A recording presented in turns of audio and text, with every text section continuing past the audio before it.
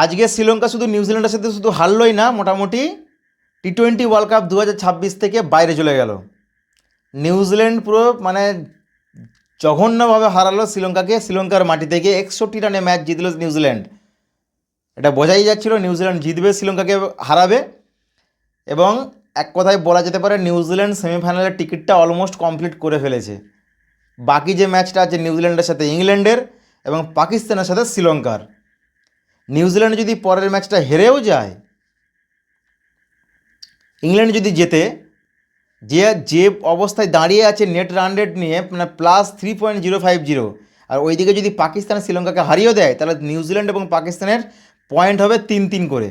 তখন কিন্তু ফ্যাক্টর হবে নেট রান রেট, কারণ পাকিস্তানের আশা একদম প্রায় 1% বলা যেতে পারে। নিউজিল্যান্ড অলমোস্ট বলা যেতে পারে গ্রুপ বি এর নিউজিল্যান্ড কিন্তু সেমিফাইনালে যাচ্ছে।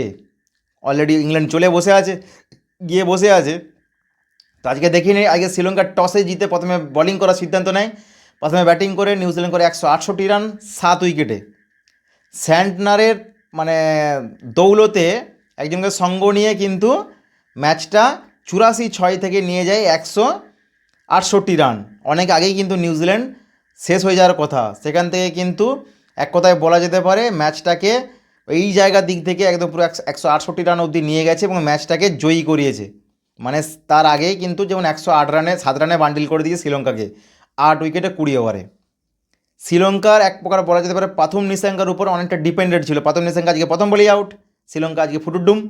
শ্রীলঙ্কা কিন্তু গেছে আজকে।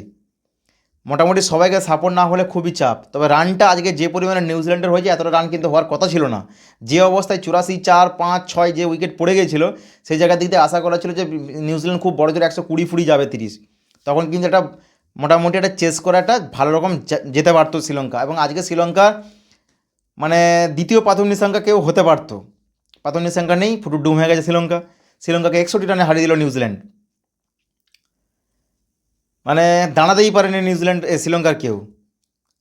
এবং এই অবস্থায় নিউজিল্যান্ডের পয়েন্ট মানে দুটো ম্যাচে একটা জয়ী হয়েছে, 3 পয়েন্ট নিয়ে আছে। একটা ম্যাচ তো ভেস্তে গিয়েছিল বৃষ্টির কারণে পাকিস্তান এবং নিউজিল্যান্ডের জন্য। এবং নেট রান রেট +3.050 নিয়ে বসে আছে নিউজিল্যান্ড। পরের ম্যাচটা শুধু নিউজিল্যান্ডের সাথে ইংল্যান্ডের শুধু একটা ম্যাচটা যে হবে, যদি নিউজিল্যান্ড হেরেও যায় তাহলে 3 পয়েন্ট থাকবে। যদি পাকিস্তান শ্রীলঙ্কার সাথে ম্যাচ জিতে যায় তাহলেও 3 পয়েন্ট হবে। কিন্তু পাকিস্তানের এই অবস্থা যা নেট রান রেট, তো অতএব পাকিস্তানের চান্স বলা যেতে পারে 1% চান্স যাওয়ার। মানে ইংল্যান্ড এবং নিউজিল্যান্ড যাচ্ছে গ্রুপ বি থেকে। এবং গ্রুপ এ থেকে বলা যেতে পারে কালকে যেমন হাই ভোল্টেজ ম্যাচ আছে গ্রুপ এর, ওয়েস্ট ইন্ডিজের সাথে সাউথ আফ্রিকা, ভারতের সাথে জিম্বাবুয়ে। ওয়েস্ট ইন্ডিজ যদি কালকে সাউথ আফ্রিকাকে হারিয়ে দেয় তাহলে 2 ম্যাচে 4 পয়েন্ট হয়ে যাবে ওয়েস্ট ইন্ডিজের।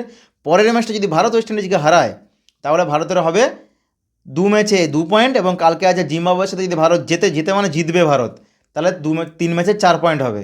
এবং ওইদিকে ওয়েস্ট ইন্ডিজ হবে 3 ম্যাচে 4 পয়েন্ট। সাউথ আফ্রিকা যদি কালকে হেরে যায় ওয়েস্ট ইন্ডিজের কাছে তাহলে হবে 2 ম্যাচে 2 পয়েন্ট। পরের ম্যাচটা হবে জিম্বাবুয়ের সাথে, জিতবেই সাউথ আফ্রিকা, তখন হবে 3 ম্যাচে 4 পয়েন্ট। মানে 4-4-4 এরকম যদি সমীকরণ এসে দাঁড়ায়, সেই জায়গার দিক থেকে ফ্যাক্টর হবে নেট রান রেট। তখন যে মানে ভারতকে জিততে হলে, যেমন লাস্টের ম্যাচটা ভারতকে জিততে হবে ওয়েস্ট ইন্ডিজের সাথে ভালো মার্জিনে, সে জিম্বাবুয়ের সাথে হোক এবং ওয়েস্ট ইন্ডিজের সাথে যে ম্যাচটা হোক, মানে বাকি দুটো ম্যাচ আছে ভারতের, ওয়েস্ট ইন্ডিজ এবং জিম্বাবুয়ের সাথে ভালো মার্জিনে জিততে হবে। তবেই কিন্তু নেট রান রেটটা কিন্তু ফ্যাক্টর থেকে সরে আসবে। দেখা যাক কালকে গ্রুপ এর ম্যাচে হাই ভোল্টেজ ম্যাচ আছে দুটো match, West Indies south Africa, Bharat Zimbabwe. কালকেই মোটামুটি একটা বই পরিষ্কার হয়ে যাবে যে কে মোটামুটি যেতে চলেছে। ভারত যদি অনেক মার্জিনে কালকে জিম্বাবুয়েকে হারায় তাহলে বলা যেতে পারে ভারতের রাস্তা কিন্তু প্রায় খুলে যেতে চলেছে। আর না হলে ওয়েস্ট ইন্ডিজকে একদম পুরো দুর্মুষ করতে হবে, মানে সেই ব্যবধানে হারাতে হবে। কালকে তো জিততে তো হবেই, ভারতকে যেতে হলে জিম্বাবুয়েকে এবং ওয়েস্ট ইন্ডিজকে জিততে হবে এনিহাও, তাহলেই রাস্তা খোলা থাকবে, নাহলে রাস্তা আদারওয়াইজ ক্লোজ। কেন একটা হোস্ট কান্ট্রি, যেহেতু এবছর টি-20 ওয়ার্ল্ড কাপ 2026 হোস্টেড কান্ট্রি, মানে হোস্ট কান্ট্রি ভারত এবং শ্রীলঙ্কা কিন্তু এলিমিনেটেড হয়ে গেল আজকে নিউজিল্যান্ডের কাছ থেকে হেরে বিদায় নিয়ে ফেললো এবং ভারত বাকি আছে। তো দেখা যাক কালকের ম্যাচটায় পরিষ্কার হয়ে যাবে ভারত এবং নিউজিল্যান্ড, ভারত এবং যে সাউথ আফ্রিকা না ওয়েস্ট ইন্ডিজ। তো বন্ধুরা কমেন্ট করে জানাবেন যে গ্রুপ এ থেকে কোন দুটো টিম যেতে চলেছে সেমিফাইনালে, কারণ গ্রুপ বি থেকে একটা মোটামুটি বই পরিষ্কার হয়ে গেছে।